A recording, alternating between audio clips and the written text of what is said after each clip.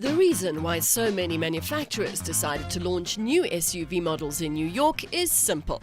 They are big business in the US. Hyundai, for instance, has sold more than 1.5 million Santa Fes in the States in just 3 generations. The all-new 2019 model marks a radical departure in terms of exterior design, not only from the current Santa Fe, but also from other models in the range. At the front, you'll find a more arresting version of Hyundai's cascading grille and a contemporary composite light design featuring LED daytime running lights and headlamps. In profile, the bigger glass house with its satin aluminium surround is immediately noticeable, and this leads to an airier cabin and improved outward visibility.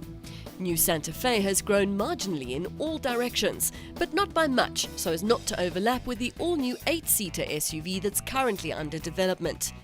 It's still uncertain what the newcomer will be called, but perhaps the Korean company will resurrect the Terracan nameplate. Subaru's Forester has been around for even longer than the Santa Fe, and it's proven to be just as popular with American car buyers. As we've come to expect from the conservative Japanese manufacturer, the 5th generation model represents a gentle evolution in exterior design terms. Most notable are the changes to the rear end, with the taillights displaying a claw-like design similar to that of the front daytime running lights. Interior upgrades bring the Forester in line with newer models in the Subaru range, like the XV compact crossover. Both material quality and standard equipment have been improved and include EyeSight driver assist, supplemented by a driver monitoring system which alerts the driver to signs of drowsiness or distraction on the road. Under the bonnet lives the familiar 2.5 flat-4 engine, although Subaru tells us that 90% of its components are new. The power unit also features direct injection for improved responsiveness and fuel economy, something that prospective owners are bound to appreciate. Toyota claims it invented the small SUV segment when it introduced the first generation RAV4 back in 1994. And while Suzuki fans will protest that the honor belongs to the Jimny, few can deny that the RAV4 presented more user-friendly everyday transport.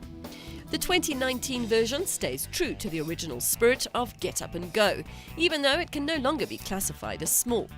It's grown in width and the wheelbase has been stretched considerably in aid of road holding and interior room.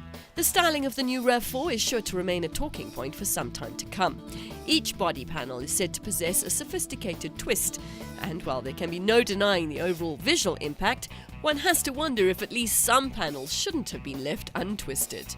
Whatever your thoughts on the design of the new RAV4, its technical merits cannot be disputed. Employing the latest TNGA-K platform, the unibody chassis is 57% more rigid than that of the outgoing model. A first for Toyota is dynamic torque vectoring with rear driveline disconnect. This system can send 50% of engine torque to the rear wheels and is standard equipment on most all-wheel drive models.